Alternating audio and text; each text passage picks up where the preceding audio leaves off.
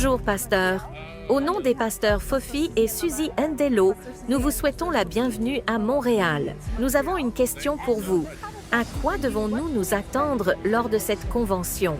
Eh bien, je m'attends à ce que le Saint-Esprit se manifeste puissamment. Aussi à une transmission de foi et de miracles, et que les gens reçoivent un feu nouveau. Je suis réellement excité d'être présent avec vous. Merci, merci.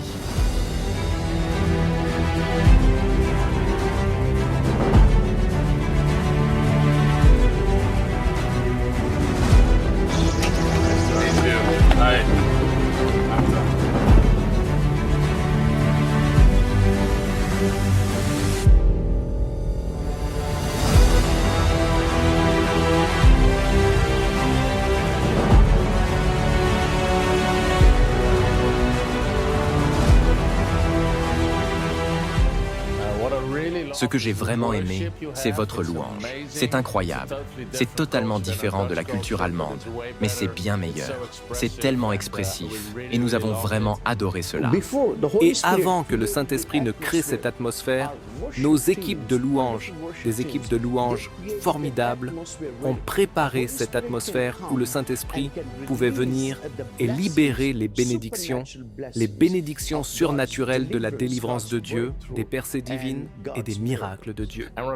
Et ce que j'ai particulièrement aimé, c'était la réunion de guérison, où beaucoup de personnes ont été guéries très facilement, avec tellement de foi et de soif. Ils ont très bien répondu aux instructions, et cela a vraiment aidé à exercer le ministère dans l'onction.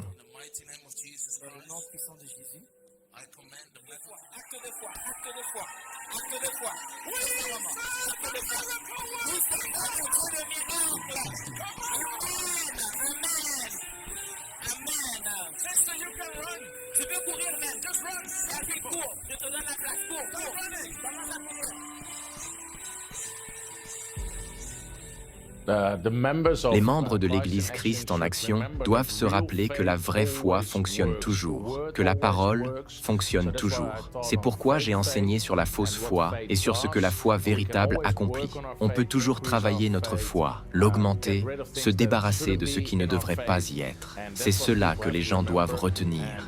Et ils peuvent aussi réécouter les enseignements, car cela va vraiment, vraiment les bénir.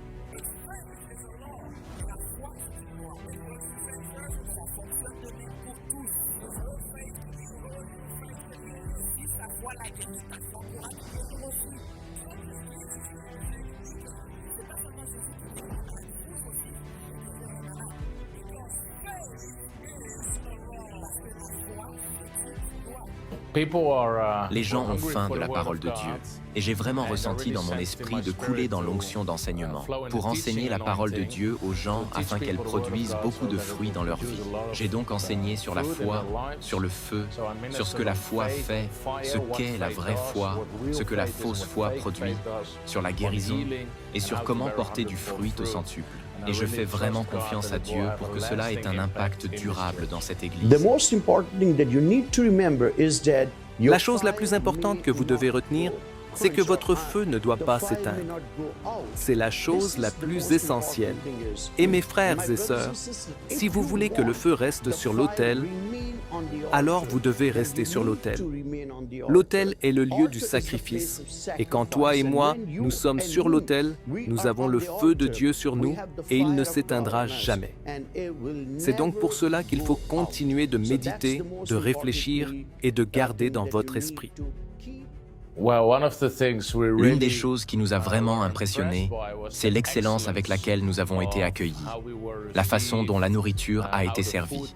C'était comme dans la Bible, lorsqu'il parlait des serviteurs de Salomon. Ils étaient impressionnés par l'excellence du peuple.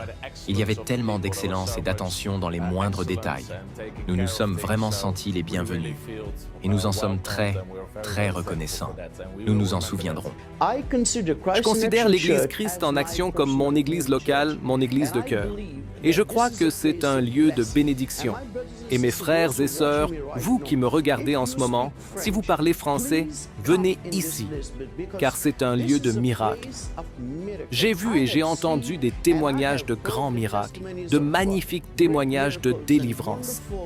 Donc, je veux vous encourager non seulement à venir, mais aussi à amener avec vous tous ceux qui ont faim, qui ont soif et qui n'ont plus d'espoir dans la vie, afin qu'ils puissent expérimenter la faveur surnaturelle de Dieu de différentes manières.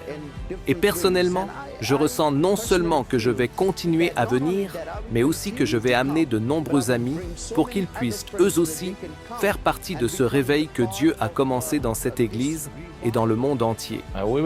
Nous continuerons de garder le Canada dans nos prières. Et je veux encourager chacun à continuer à bâtir l'Église au Canada. Je crois que c'est un moment crucial pour gagner des âmes, implanter des églises, guérir les malades et faire avancer le royaume. Alors continuez, persévérez. Vous verrez de grandes victoires pour le royaume de Dieu. Votre feu est conditionné par votre présence dans la présence de Dieu. Plus vous serez dans la présence de Dieu, alors je vous encourage tous à venir dans la présence de Dieu. La plupart du temps, nous sommes dans un bâtiment physique, mais nous ne sommes pas dans la présence de Dieu. Donc chaque fois que vous entrez dans un bâtiment physique, comme l'Église, entrez aussi dans la présence de Dieu. Car dans la présence de Dieu, il y a une plénitude de joie. Donc, si vous voulez expérimenter la joie surnaturelle du Seigneur, vous devez continuer à venir dans la présence de Dieu. Amen.